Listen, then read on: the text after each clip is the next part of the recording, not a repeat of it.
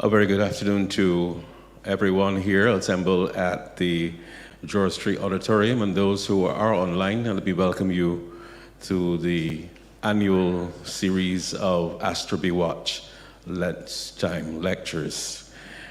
It is my pleasure today to introduce our guest speaker, who I will reveal shortly, as you probably know by now. But this wonderful young gentleman has certifications and degrees in the areas of law, political science, sociology, economics, international economic law, and education. He is currently a lecturer in law at the University of the West Indies, Cave Hill, and an attorney at law. He has lectured at top UK universities, the Durham Law School, the School of Oriental and African Studies, and the University College London. He has practiced in international finance and banking law, which included structured products, derivatives, restructuring and loans, general commercial, contract and corporate law, and an offshore law. He came into practice in the debt capital markets in London during the aftermath of the Icelandic financial crisis. The Icelandic crisis occurred when banks became unable to refinance their debts. 3 major banks in Iceland held foreign debt in excess of 50 billion euros, or about 60,000 euros per Icelandic resident, compared with Iceland's gross domestic product of 8.5 billion euros. His early days in practice involved the secondary market trading of loans originated by commercial banks, other similar private debt, and sovereign-backed obligations. He practiced at top-tier international law firms, Ashurst and K&L Gates in London, and offshore at Conyers, Dill and Pearman in the British Virgin Islands. He has also worked in-house in the Treasury legal team of the top investment bank Goldman Sachs International in London. He also has experience in trade law, holding a doctorate in international economic law and having worked, published, and lectured in that area. Ladies and gentlemen, it is my great pleasure this afternoon to introduce to you the President of the Democratic Labour Party, Dr. Ronnie Yearwood.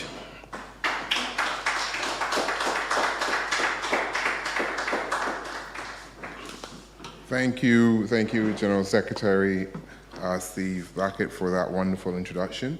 I just want to welcome everybody watching here in the room, those online and those in the diaspora, to our lunchtime lecture. I want to really frame this afternoon's lecture as much as it is about an assessment of the economy of Barbados some 5 years since the first election of the Barbados Labour Party. So it's an assessment of where we are as a country, as much as it's about an assessment of them. I will also set out some broad terms in terms of where I see the Democratic Labour Party under my leadership taking Barbados. So we'll have a little bit of visioning this evening as well. So let me just get started by saying, and I want to speak very frontally to this issue, and it's one that concerns me greatly, and it will frame a lot of what I am saying this evening. And I'm speaking not only to my party, but I'm also speaking more broadly and importantly to the country. And the nature of public debate and discourse that has emerged since the Barbados Labour Party won government in 2018 has been somewhat, if we are honest with ourselves, has been somewhat disturbing. One has to be presumed innocent, and if I wear my legal hat in this instance, until you're proven guilty, and there's a burden of proof. What we seem to have in our public discourse, in our public debate, in our public space, is that the government seems to have a free hand where the burden of proof somehow has shifted to the opposition voices, as if it's up to those who critique the government to set out the government space, and that cannot be right. It is the job of the opposition, it is the job of interest groups, unions, churches, everyone to offer critique to the government. That critique can sometimes be followed by solutions, as we have this evening, and at other times that critique may not have direct solutions. And I am urging everyone to understand every single critique that you have of the government does not require a solution. Now, importantly, what we have here, therefore, is that everyone begins to sound very neutral. So everyone speaking in the public space, sometimes from radio talk show hosts to persons in commerce, persons in the union, everybody is sounding very neutral. Nobody seems to want to offend the government for fear of something, whether that's fear of job, whether that's fear of loss of contract. So what we really have in Barbados is a kind of stifled critique of the government, and we're never getting the true picture of anything. So therefore, our policy and our policy making is really off at the moment. And every criticism that the government has is followed by, other political parties do it. So you have this emerging kind of, if you like, cascade of stifling. People are being wrapped around the government and its sycophants. So, and my question is, why does a government which would have 30 seats, you have a popular globe-trotting prime minister, why are you so sensitive and why are you so afraid of what is normal critique? We know the Barbados political space can be, to use kind language, can be a little bit robust. We know it can be a little bit rough at times, but over the years in our political life, that robustness, if you like, has served us well because it stops us from making mistakes. It holds us back from the worst excesses of ourselves because the opposition or someone is able to say, you know what, Mr. Prime Minister, Mr. Leader of the Opposition, that is not what you're supposed to be doing. This is the direction of travel that I want for you. So my question is, do we as a society kind of think so little of ourselves that we believe that no one else has a contribution to make beyond the platitudes of the Prime Minister and the government? Is it that so many of us or so many of you are dependent on the goodwill, the largesse, you're trying to cover favor, fear that you just can't offend? And are we afraid of the Prime Minister and this army of sycophants that you see in social media space, that you see in your personal life and your personal space? And dare I say, we have to take back our space, because if we build this republic of fear, we cannot have the development that Barbados has always known and that we've always enjoyed. We've always had vibrant public spaces. We've always had robust, and and people who've been in politics for a while, the 70s, the 80s, the 90s, you know what I'm talking about. We've always had this very robust public life and this public space. And when the Prime Minister was opposition leader, she gave the opposition no quarter. She didn't give us a half. She didn't give us a mile, an inch, a centimeter, a millimeter, a microscope of anything. And there I say, future leaders, including myself, we have a right to expect what was given to May Motley should be given to all of us. And if you're going to judge by that standard, we have a right to critique the government without fear, without favor, and do so in a most robust of fashion that will ensure that we get the best out of our policy making and that we get the best out of our country. And that is just what I would say is a warning and a word to the wise. So that just gives a little bit of context to where I want to go. I am not about fairy tales and telling interest groups what they want to hear. I am pretty straight talking. I am straight talking to my own party, far less anyone else, and I will fear no one, especially the Prime Minister or the Barbados Labour Party, because I will do what I think is right. I will do what I think is right by this party and right by this country for the people of this country. So therefore, sometimes I will say things that are uncomfortable truths, and so that when I propose the insights and the ideas and I talk about the new economy that I will talk about this evening, we can come to honest propositions about how to build a stronger economy and a better society. Often, and maybe with some inconvenient truths, people tend to forget that social development costs, it must be paid for. It has to come from somewhere.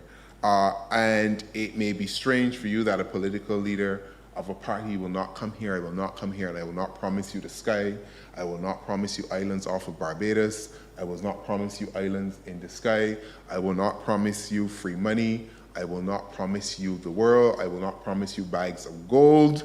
I will not promise you anything in this meta or the real universe. The reality is that we must have discipline, fiscal discipline in our country, and we must have economic discipline. We have to start coming to grips with how we will pay for the things that we want to enjoy, where the money will come from, and how we will earn that money. We cannot continue to be beggars, and that must stop. So, social and economic development are intrinsically tied to each other.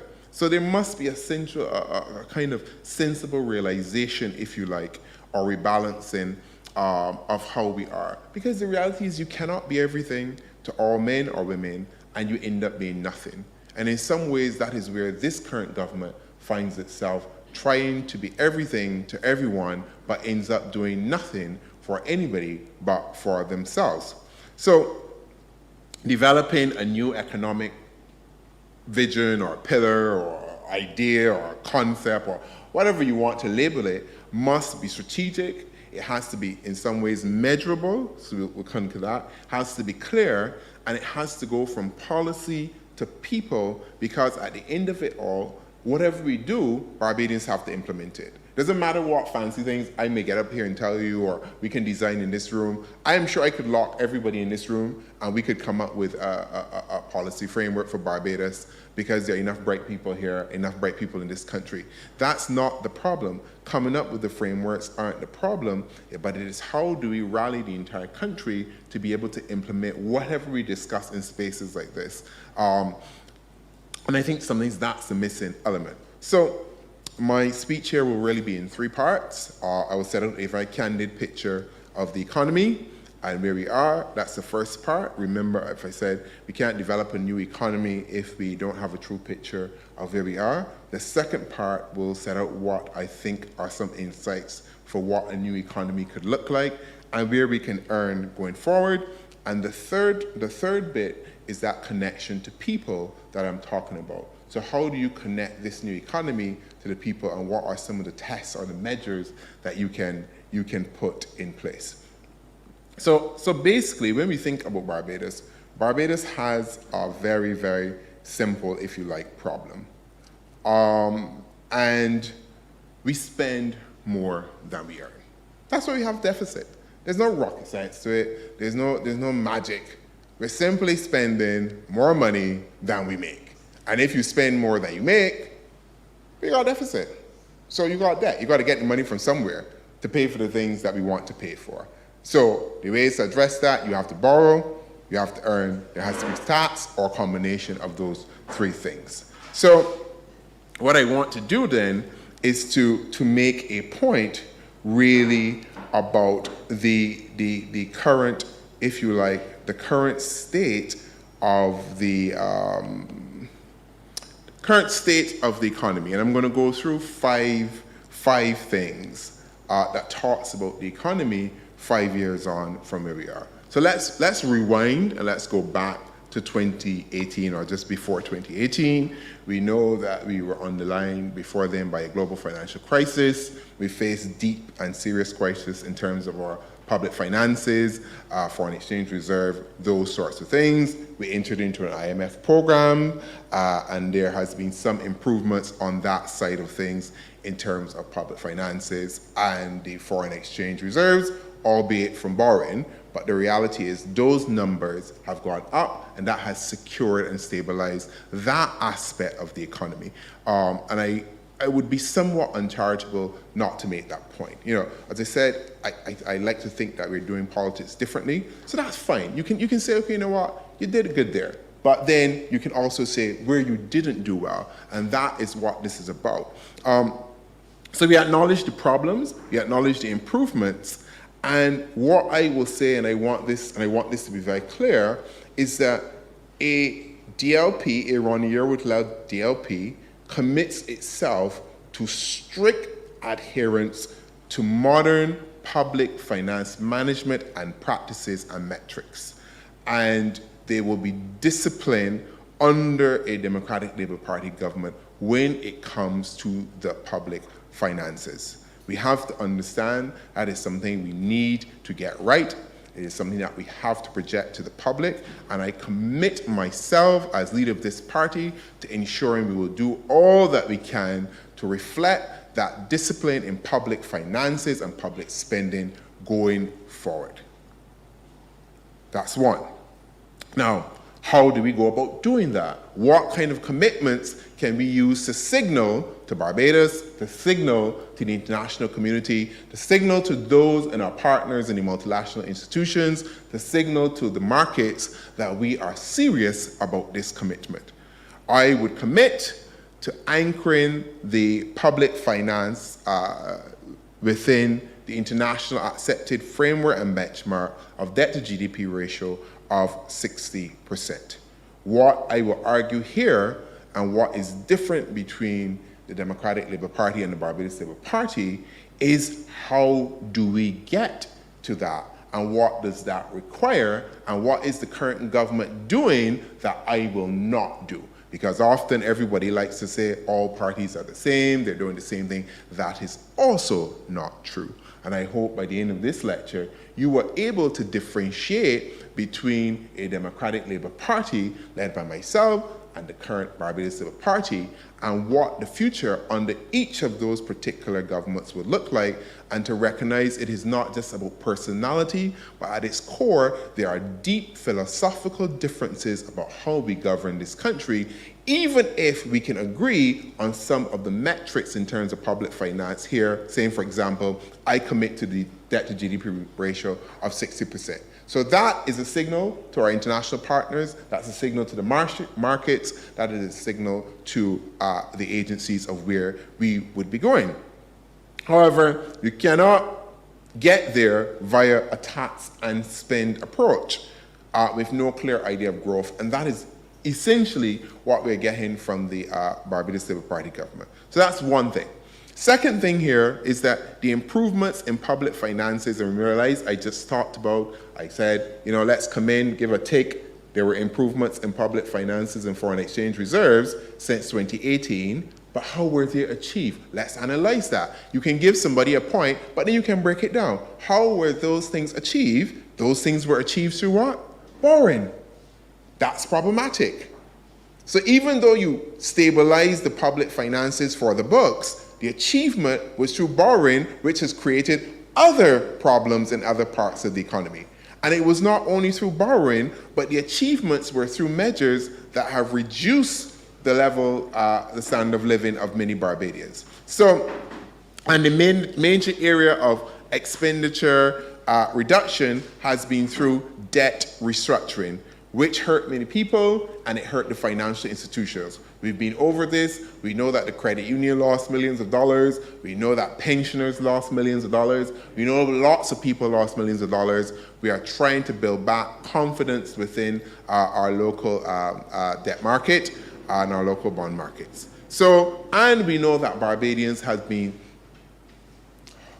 how to put this? Barbadians have had to face, that's the kind way of putting it, a series of taxes and levies, some 30 and rising. I'm not going to go through all of them. Increase in bus fare, we had the pandemic levy, we had garbage and sewage tax, we had the health service levy, we have increases in gases, we had the child tax allowance eliminated, but yet you're talking about growing your population and supporting people to get more children. Makes no sense. We had tax on Airbnb, yet you're talking about creating new entrepreneurs and trying to help them out in terms of being part of this gig economy and the new economy. We had a health service levy, we had stamp duty, we had room rate levy, commercial water rates, and on and on and on and on. And recently, we had levy increases at the QEH, despite the no tax budget. We had levies in terms of alternative vehicles, and we know that gas just went up again. So on and on and on. So that gives us a picture of our current situation. Ronnie Yearwood-led DLP will focus on improving public finances, but not constantly trying to eat into your pockets. Because that's the difference, and that has to be there has to be a difference of approach.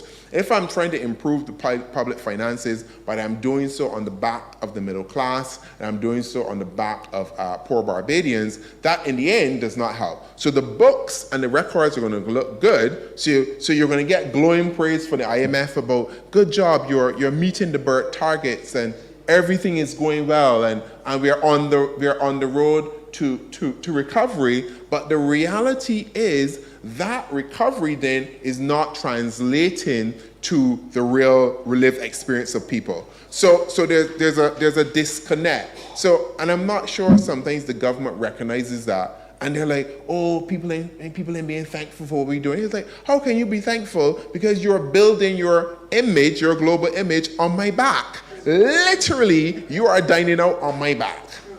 So there is a problem. There's a problem there. So there's obviously a disconnect in their heads because they can't seem to see it. So what we have to do, and everybody talks about it, we have to find creative ways to grow the economy. We have to generate more high-paying jobs, and we have to have inclusive growth instead of wealth circulating among a few friends and handouts to keep people on board.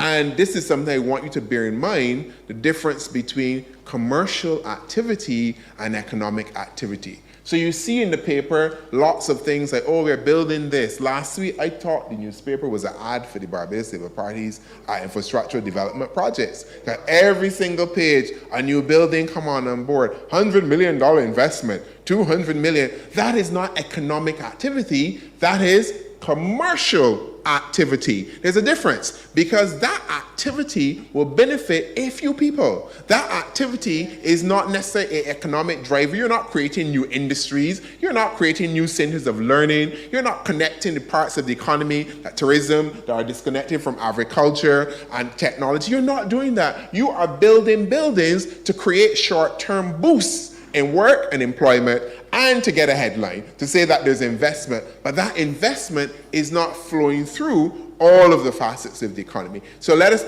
keep that in mind, the difference between commercial activity and engagement and economic activity. They're two very different things. Two very different things. Now, third thing here, David Thompson used to say that Barbados is more than an economy, it's a society. And I would add to that, and I would suggest that Barbados is more than public finances and foreign exchange reserves, which this government loves to brag about. But I charge that the government has failed miserably in the management of the wider economy. And it's such an interesting contradiction when you think about it.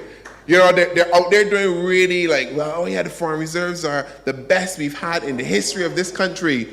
But how are those best foreign reserves helping Cheryl, who lives in Hearts Gap, that got 3 children to send school? How are those foreign reserves helping Adrian, who lives in Boscobel, that's trying to start his small business? How are those foreign reserves helping Jeff, who helping out with his church group, taking participation to keep somebody and feed a family? How are those reserves helping John, who's now starting university? Or Anne, who just graduated from university? So I hope you're trying to see here. So you can have excellent public finance metrics and a really poor economic management. And that's exactly what we have now. Because those things do not filtering down to help and improve the lives of Barbadians. And the only reason that you want that the things should be doing well on one side is that they're filtering down to help ordinary Barbadians and Barbadians who are just trying to live out their lives. So where are we in terms, we have to look at the debt. Now, our economy remains unbalanced and dependent on tourism. We know that tourism is our biggest earner in terms of the economy. In fact, many of the projects that we've talked about, that we've heard about, will only further entrench that dependency because we're not creating the kind of learning society and the kind of economy that will get us to the future. Does that mean we abandon tourism? No. We don't abandon tourism in the short to medium term, but that means that we have to use tourism in order to pivot to other spaces. Now, I want to pull up a chart one. Those at home, those watching online will be able to see it, but I'll talk you through it. So, our debt problem. So, what is the fundamental issue with Barbados? We have a debt problem. We are literally stuck in second gear. We are literally in, if we're not already in, we are very close to a debt trap. So, in 2017/18, debt was $14.8 billion. That's just a fact. There's no point fighting up about that. I know the government talks about it being 18 billion and 20 billion and all sorts of things. That's lies. I'm telling you right now. Because they're trying to put arrears into the debt figures, and that's not the measurement. Pure debt, we go to central bank reports, it is $14.8 billion 2017-18. Now, for all the magic and the bragging and the bravado and the chest pumping and Barbados is back and we're punching above our weight and Mission 2030, do you know how much debt is today? $14.2 billion. 14.8 billion, 14.2 billion. Now, external debt, 2018, 3.1 billion. How much is the external debt today? 5.1 billion. Domestic debt in 2017-2018 was 11.7 billion. Today, domestic debt is 9.1 billion. The sinking fund, which is used to settle some debts, in 2017-2018 was 600 million. Today, it is 31 million.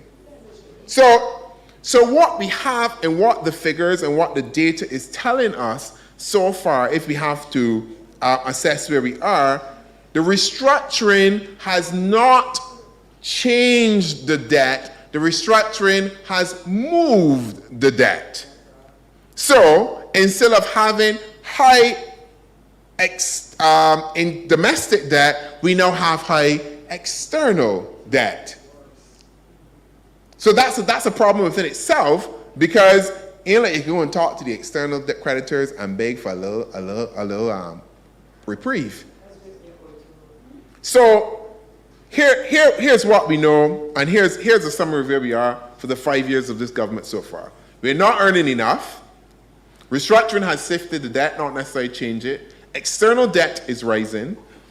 And there's also a link between what I will call the growth challenge and productivity. And we're going to get to that. We're going to come to that in a minute. So we have a debt problem. So despite all the long talk, despite all the talk about borrowing money and all these things, what has the money done? So has your garbage collection improved? No, not really. Has your bus service improved? Not really. Hospital service improved? Worse. Clinics? School plants? Probably just as rundown, if not worse. So we have this situation where we've borrowed all of this money, but there's no delivery of services. So that points to really the only logical conclusion when you go from A to B: incompetence. Because you can't say you didn't have the money because you borrow enough. So where is the money going? How are you using the money to deliver the things that you promised that you were going to deliver? So we are faced with a government that is essentially incompetent. Now, the fourth thing we have to acknowledge is that economic and social policy do not seem anchored in any philosophy. They do not seem, by this government, anchored in any deep thinking or ideas or trying to come up with new visions, or it seems simply anchored in a prime minister, a leader who is in a hurry and a search for a legacy and a desire to simply replace our borough. How very sad. So you have, as a result, all the policy iterations are rushed, poorly given, they're not thought out, and then they don't meet the needs of the drawing board. Every single major policy announcement of this government, they've had to retreat, sometimes to not come forward with it again, or they retreat to come back with it again 2-3 times at it. That is not how you do policy. From the ID cards, well, now we don't even know again now the ID cards. The houses that were supposed to be built for the hurricane victims, the Mr. Get house, the house that the guy received keys for in St. Andrew, but actually ain't got the house. So you did that for a photo op. To the social child protection policy that you just unveiled in Parliament as a minister, and then you had the gall to get up in Parliament and say, yeah, but it's not finished, and we can try to finish it within a group, and we can discuss it. So why you move the bill in the first place? If you know the bill is not adequate, it's not ready, why are you bringing it to the floor of Parliament? It makes no sense. All Hayat Indu, the fire station delayed. You just spent millions of dollars in flood prevention in Spikestown. Don't work. Old Town, you spend millions on the road repair, and then you had to spend millions to patch it back up afterward. So you have this recurring theme of incompetence. So how do we get out of that? I am going to try to paint a way forward. I'm going to try to set out some ideas and initiatives of what a new economy in Barbados could be built on, sketching it out for you, and then how do we engage people to be part of that, economy. So let me commit to say that the current administration has sought to fund our social services and our development, and it's not sustainable through a massive debt restructuring and a program of heavy taxation. When you break it down, that's it. There's no creativity, there are no new ideas. The new industries that they've toyed with have failed. Anybody hearing him with the marijuana industry recently? Go on.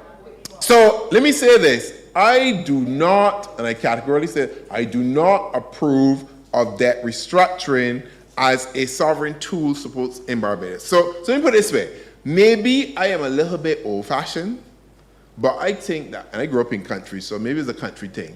When you borrow people money, you just do what? You pay back. Now, I am told that those who are wealthy may think differently. So you have a situation where the current leader, Prime Minister of Barbados, is effectively calling for another restructuring of the foreign debt of Barbados. I hope y'all, let's put it in context. So we had a debt restructuring when this government came into power. Correct. You went out, you borrowed lots of loans, you came back, you bragged, they were 1%, 2%. That turned out to be a fallacy because the loans are variable. That means the loans have gone up. That means that some of the percentages that you're now paying, you're paying 150 million extra on top of everything. Now, Prime Minister may not understand what she's doing, but if she's out there now going, and you saw the interview, what was it, at the Rockefeller Center, saying, oh, you know, I want you to help me adjust the floor and the ceiling, because, you know, we want a little ease. That's a debt restructuring. You're literally asking for another debt restructuring, because those were not the terms you signed up to. And I've worked in debt capital markets. So the first thing you do when you're going to a loan, you got something called a term sheet. It's real easy. It's got the amount, the years, the interest rates, where it's coming from, conditions for this loan, usage. This is just normal stuff. So how then do you pretend that you didn't recognize the rates were available? No, you just get caught out because you didn't think that they can move. But then that tells me again that you're really incompetent, because weren't you tracking the Fed to know that interest rates were rising for every single announcement for the Fed for the last 10 times interest rates were going up? It was obvious that they were moving. Everybody could see that. Doesn't take anybody with special training to recognize that. So you obviously know what you're doing. But now you're effectively out there begging for another debt restructuring after you had the first debt restructuring. So you're literally trying to use debt restructuring as a long-term economic financial management tool, and it is not. That's not the purpose of debt restructuring. It cannot work as a long-term solution, and what it does, it affects investor confidence. So literally, the bottom of the bucket fell out of the local debt market. And we know nobody want to buy the boss bonds. Yeah, the couple banks and whoever came forward for whatever reasons they may have had to do so, but normal citizens are buying the bonds. Nobody trusts government. We do not trust them enough, and that trust, that distrust that we have in terms of bonds is earned. I don't want the bonds neither. Not in this current state.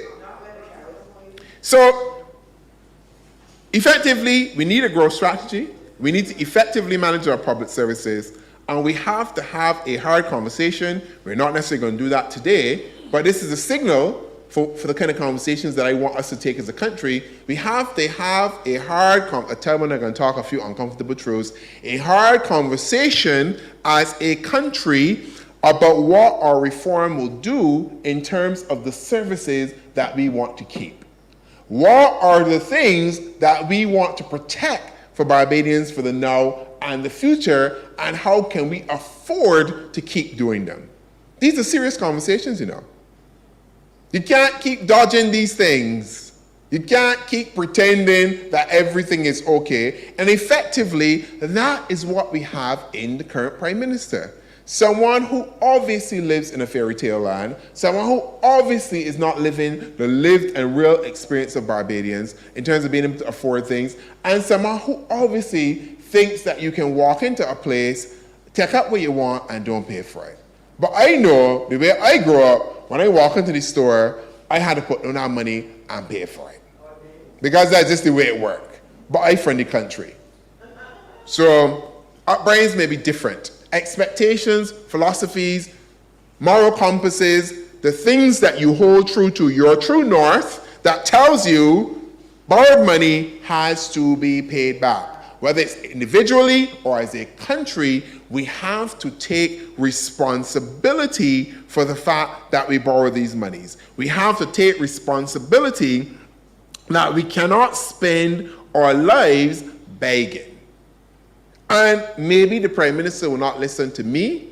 Maybe she will not listen to voices, other opposition voices. But she might listen to her friend, the President of Ghana, Addo, who told Africa recently, y'all need to stop begging, though. Get one out together. Get the services together. Get the economy growing. Stop begging. So she might not hear me, but she might hear her African brother. And the message is we must stop begging. But then the Prime Minister may have always had a funny relationship with money, especially other people's money, which is our money. Because any relationship that she has with money, it ain't her money. That's my money that you used to be spending. That's the taxes that I pay. That's my pandemic levy. That is my sewage tax. All of those things are the taxes that I pay in order to try to create this sustainable, beautiful society that we currently live in. Now, so that was just to give you a sense of where we are in our part one. Now, so set up the problems, I'll tell you what's going on. This is a true picture of where we are. How do we get out of this? Do we get out of it next month, next year? No. What I'm talking about is something long term, but I'm talking about we have to start positioning ourselves to get there. So what does it mean when I talk about the new economy? What does it mean when I talk about service zones? What does it mean? Do I talk about new earners? And what those new earners are, what the challenges that we're going to face, and let me explain this and put a little bit of context. The new economy that we have to create in Barbados has to address the growth challenge and the productivity challenge. So, if you can bring those slides for those at home. Slide 2, growth challenges. So between 81 and 2021, Barbados has had 15, I want you to hear this, 15 years of real GDP decreases. 26 of real GDP increases. So when you look at the league table of growth within the Caribbean, we're at the bottom. Somehow we like to think that we used to be punching above the weight, and we're at the bottom. If we want to create the society that we like and we want to enjoy, we have to move up that table. So let me give you an example of a country that's at the top of the table. Dominican Republic. Guess how many years of real GDP decreases they've had? 4. That's the kind of thing that we gotta produce. Belize, 4. Mauritius, 1. St. Kitts, they've had 7. St. Lucia, 10. Dominica, 10. Bahamas, 10. Singapore, 4. So the countries that we may need to emulate, it's a simple thing. They just get more years of growth. We, on the other hand, we are with Trinidad, 15 years of real GDP decreases. Every other country in the top tier is having between 1 and I would say, let's say 1 and 9 or 10 years of real GDP decreases to achieve and to pay for the things that we want. So we have a growth challenge. We also have, if you go to the next slide, a productivity challenge. We also have a productivity challenge. So productivity in Barbados fell off in about early 90s. Early 90s, somehow, we stopped being productive. So our independence period was the most productive period of Barbados. Some of the estimates, the analysis estimate that 3/4 of all the growth, so you may talk about any decreases just now, 3/4, and then go back to the growth, 3/4 of all the growth that we've had in this country to build all these things that we see occurred in that independence period. And it occurred under our borough. And it's an interesting context. There are reasons for it. We were growing the economy, we're establishing new things. Obviously, you can get growth. All those things have to be taken in context. But the point is, the majority of our growth occurred at one period, and then by the mid-90s, we were almost managing decline. From then to pretty much now.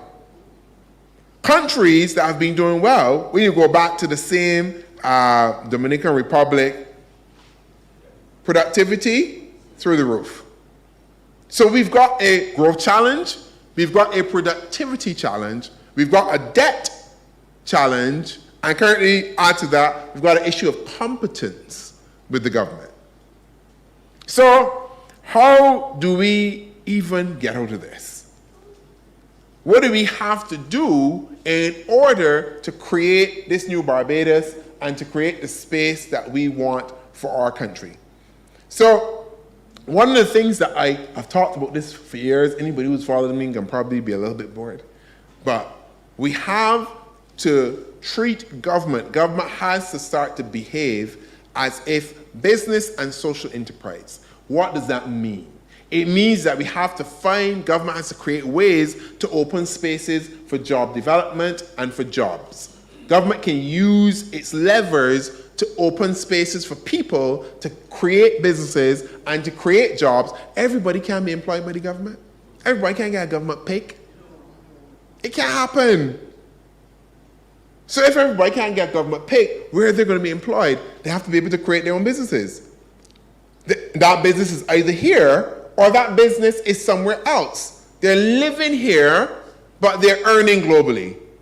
So I can use a phrase, I borrowed it from a friend, and I see he's here smiling. They can live locally, earn globally.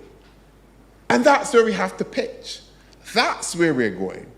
Or even if you're living here and earning locally, you are not necessarily a government employee, because government can't employ everyone. That's just the reality. We could pretend to, but it can't.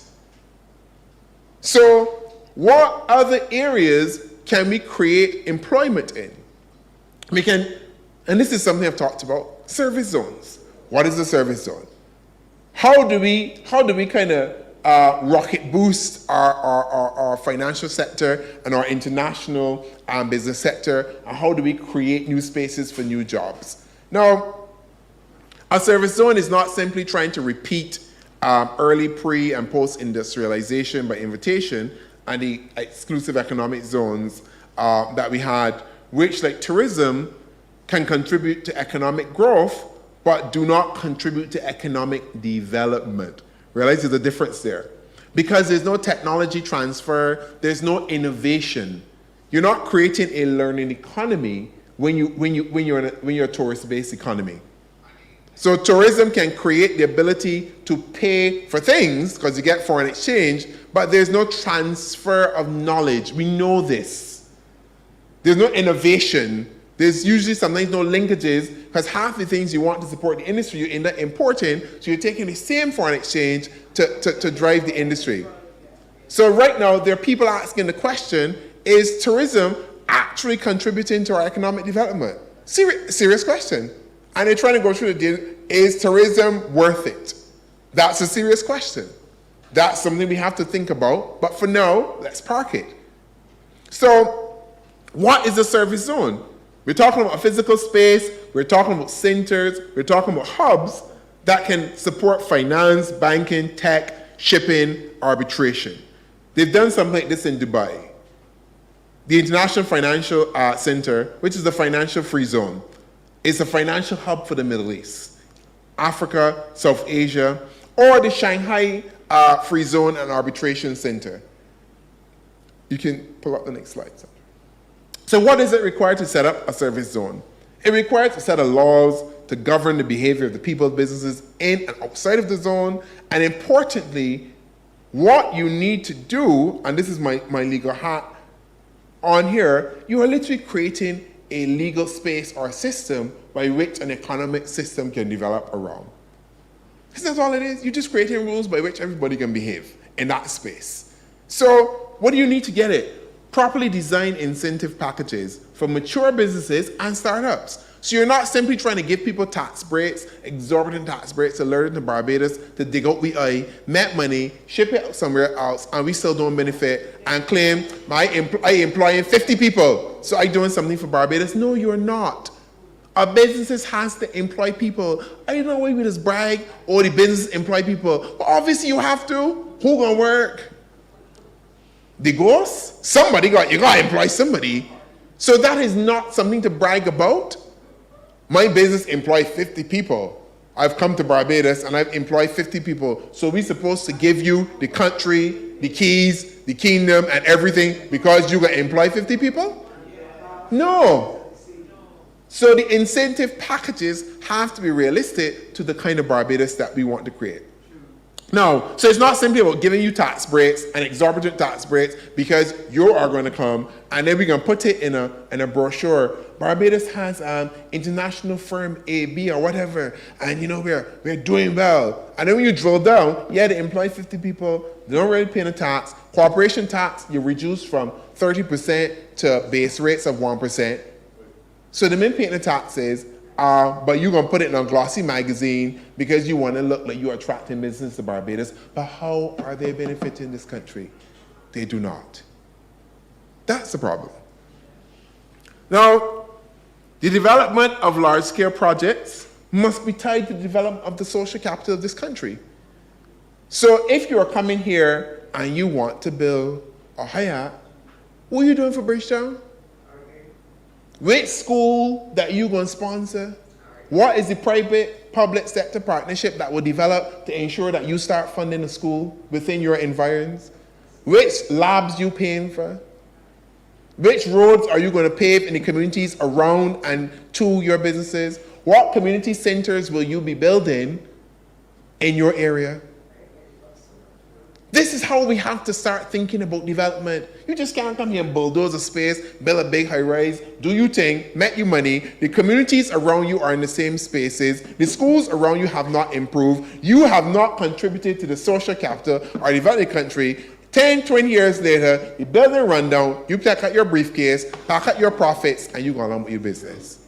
And you left and you leave us there holding the bag.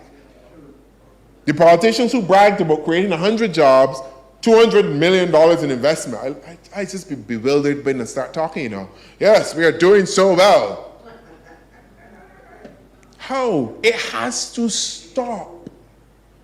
We have to start getting serious about what kind of development do we want for Barbados. Yes, nobody against foreign investment. Of course, come to Barbados. Of course, build whatever you need to build that is in congruence with our laws and our development of our country. But how are you tied in the development of the country? And that is the way that international investment and national development is going. That is what you're talking about when you talk about good corporate social citizens. All that has to be tied in. So, social service zones aren't necessarily about building new edifices of concrete. You can use existing brownfield sites. And some of the other things that we can do with these zones, you can create arbitration hubs, shipping hubs, logistic hubs. You can offer professional services, attract new businesses, attract new investments to Barbados. You can use it as a space to test financial products, build out blockchain or all the technologies that you want, electronic contracts, all of these things. You can allow English and New York law to be used. For example, Service Zone could provide for a Shanghai arbitration center so that there's arbitration disputes that can take place governing Chinese law. We could be a first. There's no point pretending that China is not a major development partner of the Caribbean and that China is not a major economic power of the world. So how do we leverage that relationship to benefit us, not to disadvantage us? Are there disputes that will be happening within the region with Chinese investments? Of course there will be. Could there be an outpost of an arbitration center in the Caribbean to handle those disputes in the place? Yes, we can do that.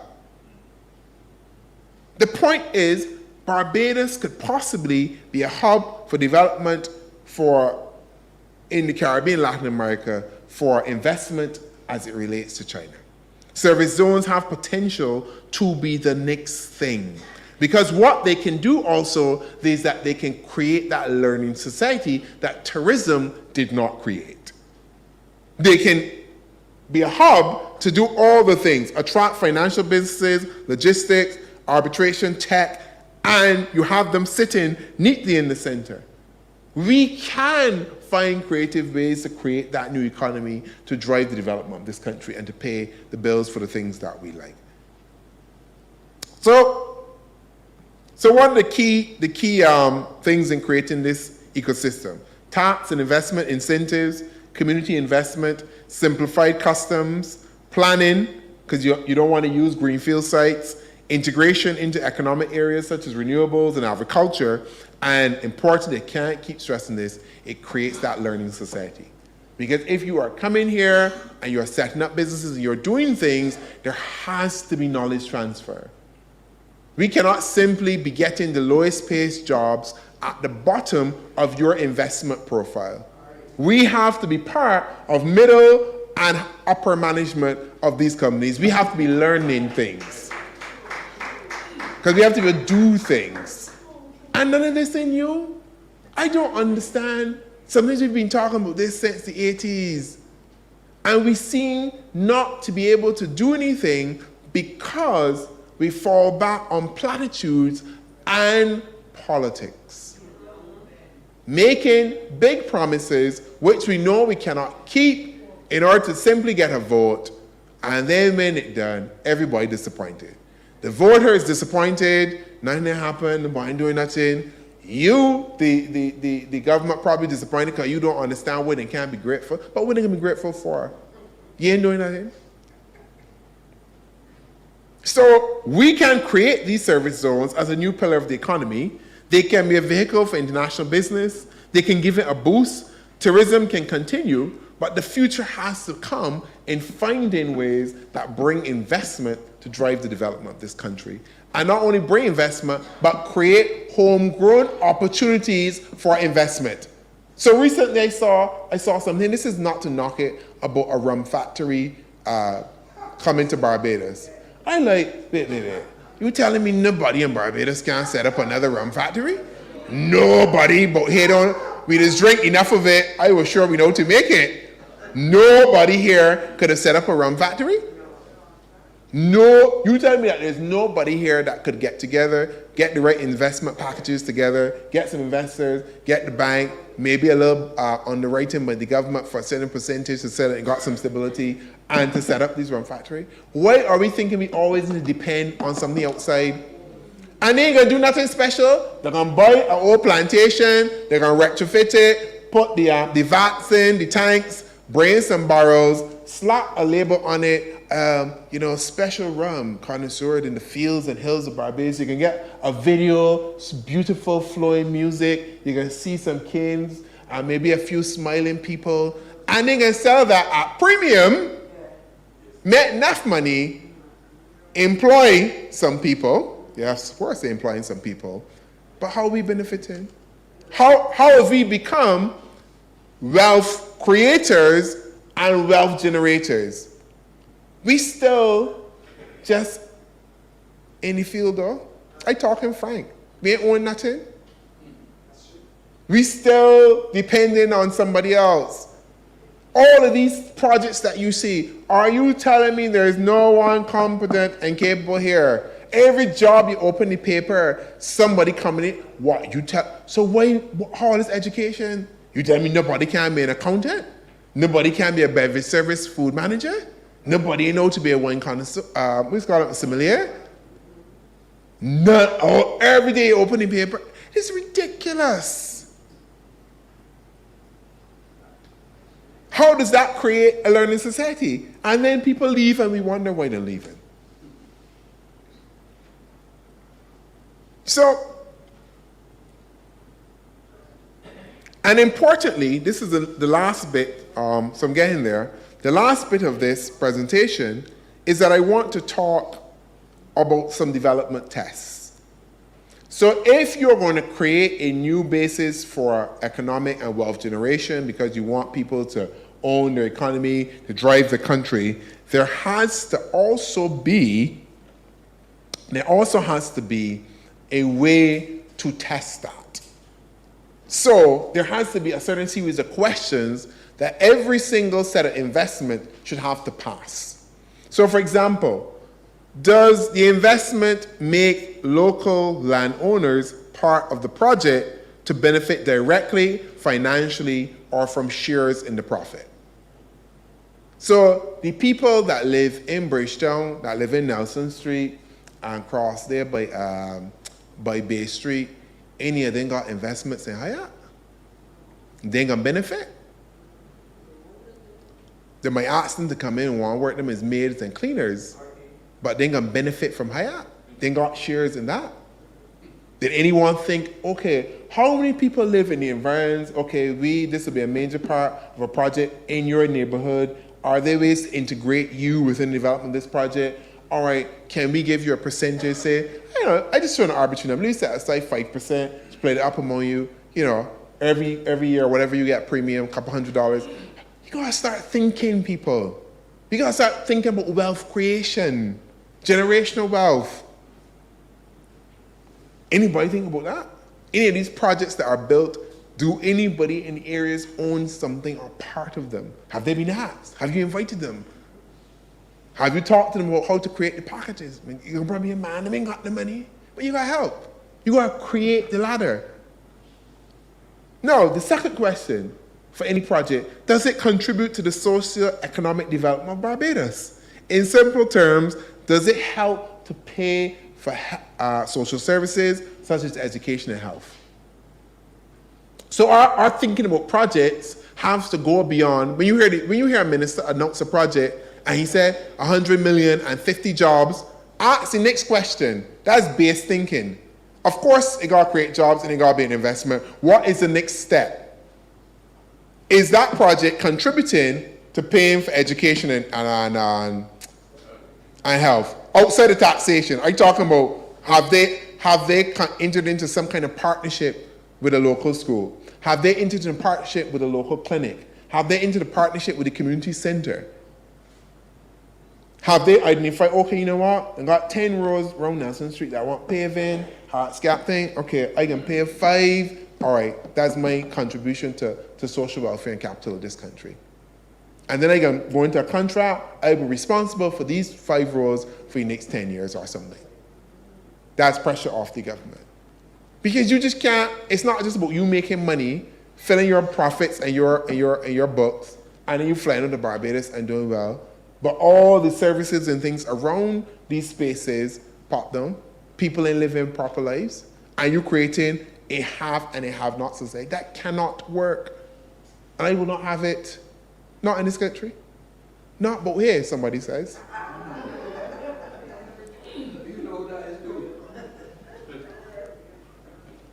The other question, does the project or the investment contribute to infrastructural development of Barbados? So, again, as we're saying, do they ensure surrounding housing, community centers, parks, roads are upgraded? All these things. Does the project provide for economic empowerment of Barbadians? This is not simply, as I said, about providing jobs and bragging about a provided job, but what type of jobs? How do these jobs pay? You got people in the tourism sector, as we heard last week from one of our colleagues, making $1,700, $1,500 a month, but they were bringing somebody in the same job and getting $20,000, a car, tuition for their children at a private school, and a trip every year back to home. Same job, but they're going to pay the local person $1,500 or $1,700 a month, and that person has a family to feed. Barbadians must have opportunities to create and grow existing businesses, not only gain employment. I sick of governments talking about employment as if that is something to always check. Where are the other things? You create jobs, yes, but what are the other things you're doing? How are these people getting wealth? How are they able to then create another generation of their family that will not be dependent on government for handouts? They will be able to help somebody else. How are they then not going to own not only the mother house, but going to be able to create another house? How are they then not only be able to not only go and have a first degree, but their children might be able to do a master's? It's always the next level. Their parents might have $50,000 in the bank account, they should have 100. They shouldn't got less. Everything has to, so investment and creation of a new economy cannot simply be about job creation. That's one aspect, the most basic of aspects. It has to go beyond that. Has to lift, we gotta lift the game. So, does the project, another test, provide for wealth creation opportunities for Barbadians in that these projects and these investments have to buy goods, they have to procure their goods and services from small to medium-sized businesses in Barbados. The government promised this. How much they promised that the government should buy goods and services from small, and they don't do it? Furthermore, the register that they were supposed to set up to let me know who the contract's going to, well, they ain't set up. We ain't got the transparency there. So millions, we still don't know where these contracts going. We were promised it. We promised integrity law, still ain't happen. So all of these are the kind of things that we have to start thinking seriously about in terms of pushing this country forward. So what is the way forward? Service zones, support the development through the outline of businesses, to define the zones, tax and customs incentives, and how to measure it, ensure that the developments are not only for that project, but for the wider economy. And you have the government behaving as a business and a social enterprise and not as a victim. We can't guilt the West into helping us. It is time, yes, we understand history, we know what happened, we can fight for reparations. That's a separate debate. But we also have to recognize that if our country is going to change, we have to be the drivers of that. The productivity challenge that I just talked about, that is we do. Why we fall off? Why we ain't producing? That is us. There's nobody outside of Barbados. That's an issue that we have to mount. The growth challenge, that's an issue we have to mount. Why is Mauritius and Singapore and Belize and all these other countries, why are they growing and we are not? Why are we at the bottom of league tables for growth? Why are we having pushing more years of non-growth than years of growth? The government talks about 10% economic growth, but that's a fallacy. I wish we would start telling the truth. We know the 10% that we're going to get, and then the 4% that they predicted this year, we know that barely makes up for the last 5 years. So technically, we have not had growth for the last 5 years. The Barbados economy is probably no more than 1.5% larger than when this government took office. That's just the reality. If you tell the truth, then at least you might be able to figure some way out of it. Stop trying to pretend and load the statistics as if they're real. There's no way that unemployment number could be true. But when you're pretending, you're not helping anybody. That doesn't help the country. You have to be honest with the country. The very way that I'm honest with this party. Sometimes people give me lashes for it, but that's me. I can be honest with the country. I ain't here to tell you all the lies. You have to then make the decision as to, wait, this man telling me the truth. Okay, all right. This is something that I could get involved in.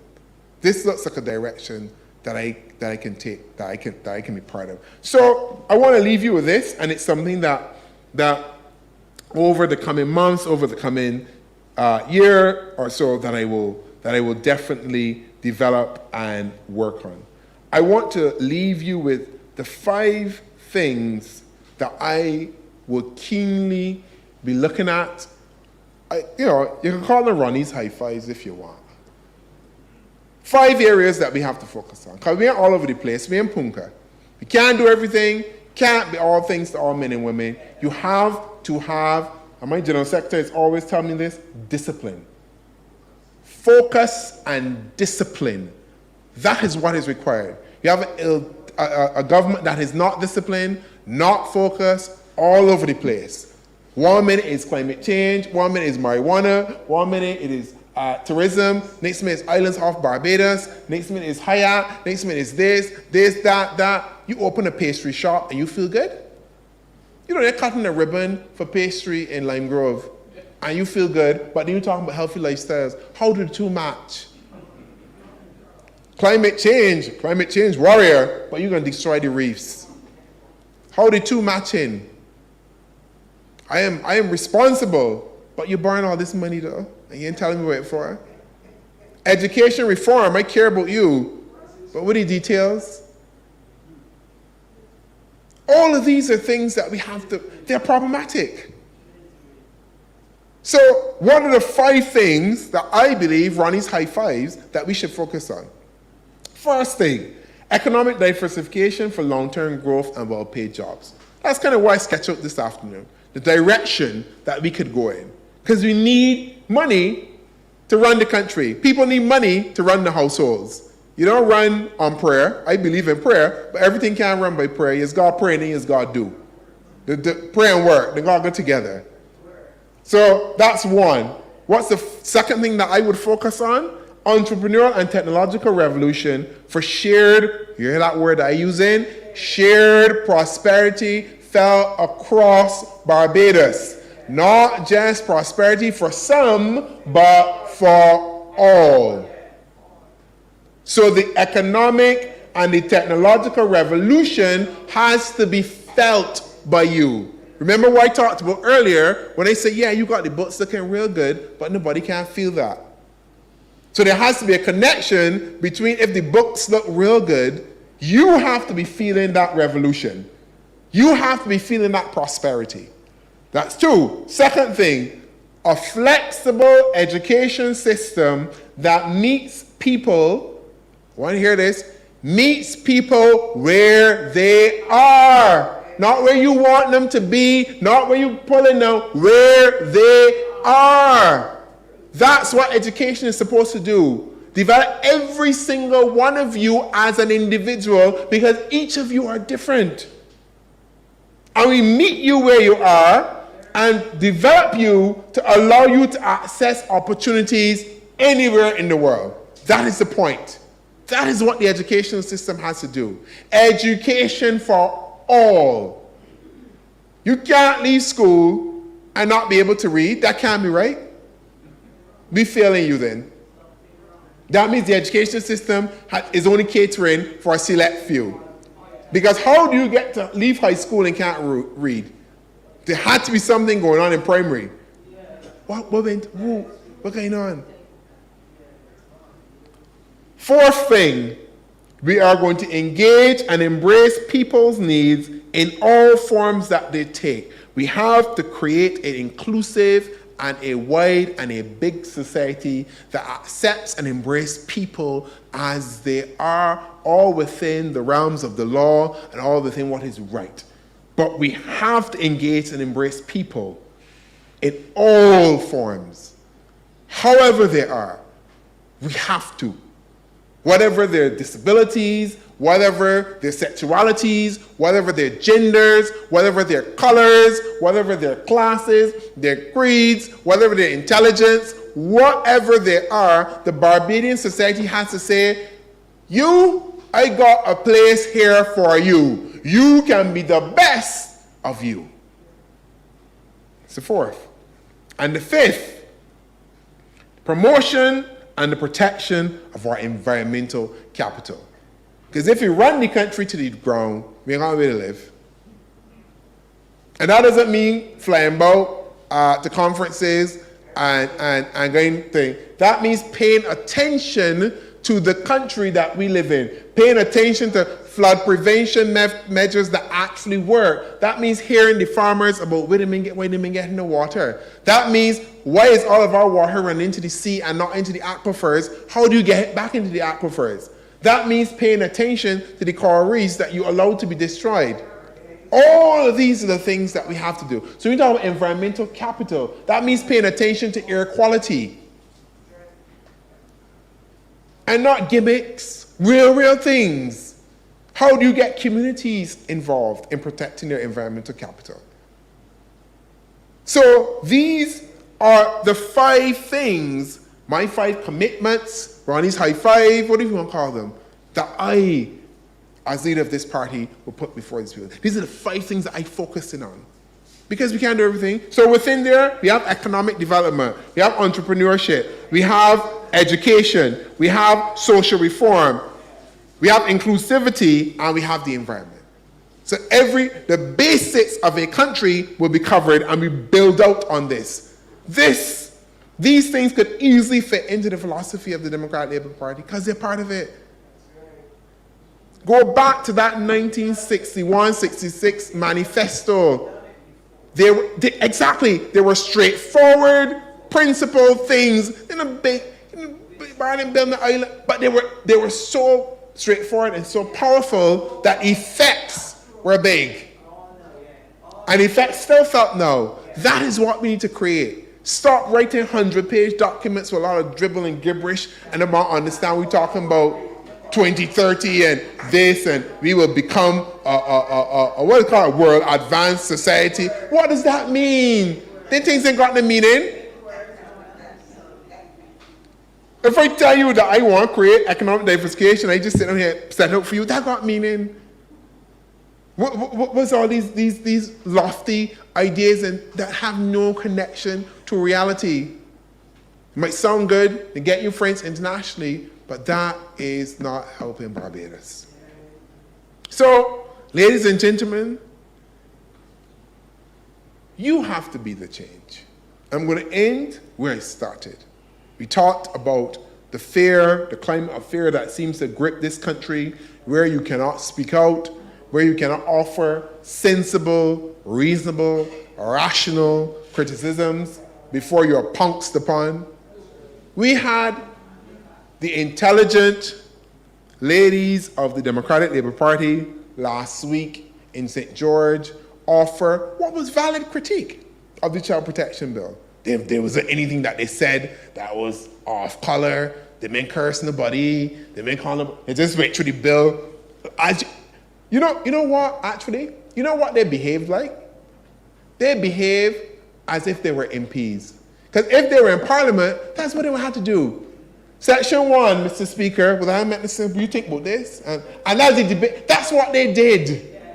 Critical, careful analysis of the law in Parliament. That is what, as an opposition party, we're supposed to do. They did it. And rather than going, ladies, okay, Democratic Labour Party, I take your point, and that's it, don't agree with you there, but I will see what we can do. The man come, the minister, out of encourage the people. He talking about how they're seeking the low road to office. Okay, what? It made no sense.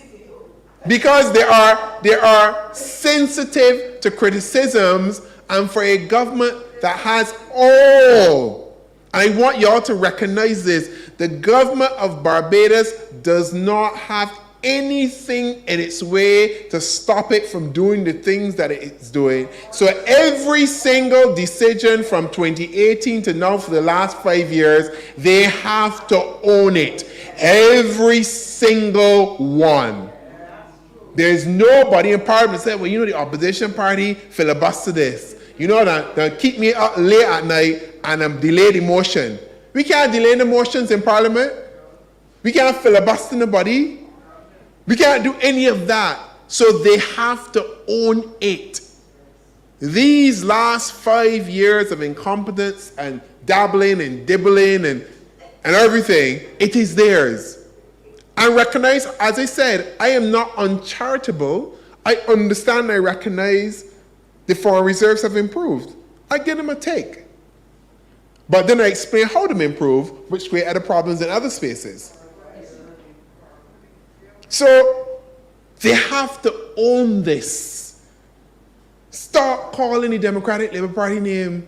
We've not been near the wheels of government for 5 years. We can't do nothing, but this is your government. Own of it. Own it. Man up, woman up, whatever y'all got to do, take responsibility and stop trying to blame. You could believe that the minister, it's not. You could believe that he get in Parliament and try to blame the Democratic Labour Party for the Child Protection Bill as if we moved the bill. Oh, y'all do. I'm like, but this is you, Bill. You sit there and draft this. We didn't even know what it was until it went up in Parliament website. How it get me problem? We just offering you proper criticisms of it. Everything that happened, or the Democratic Labour Party. The house is in bill, the Democrat. How we could build a house? In fact, we did build a house in this party. So actually we did. So in 5 years, they can't get none built, but we could build one. In how much? In a year? Less than a year? In less than a year, we could build one. They have 5 victims that they can't get houses for, but this is a party that just band together in the old-fashioned way and got one built. So take responsibility. That is 5 year, your 5th year anniversary, and maybe 5 years you've become a little bit older and wiser. Take responsibility for your actions. Take responsibility for governing to the Barbados Labour Party and the government. That's my advice to you. Own up. This is your government. All of it. In a way that no other government has had the opportunities.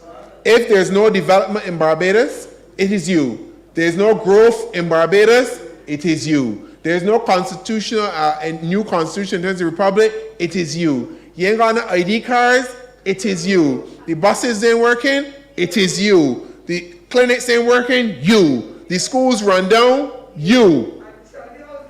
Still can't get a symbol, you. All you.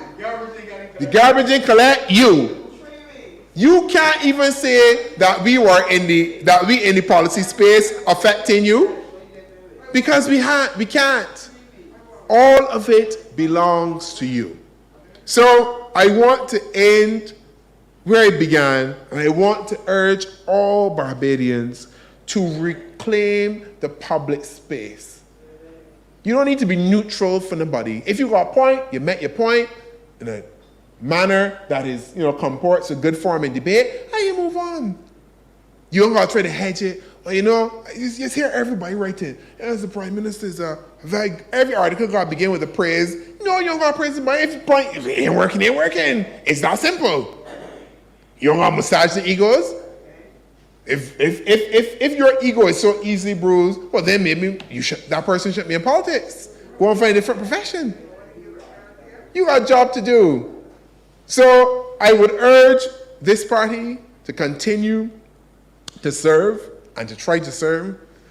In the last couple of weeks, we've seen what happens when we come together, when we bring logic and order and discipline to debates and contribute to public discourse. It has effect. We know we can do it, and encourage us to continue to do it. I am most grateful for this opportunity to speak to the party, my party, and to speak to the country. Ladies and gentlemen, I thank you very much for this. Thank you.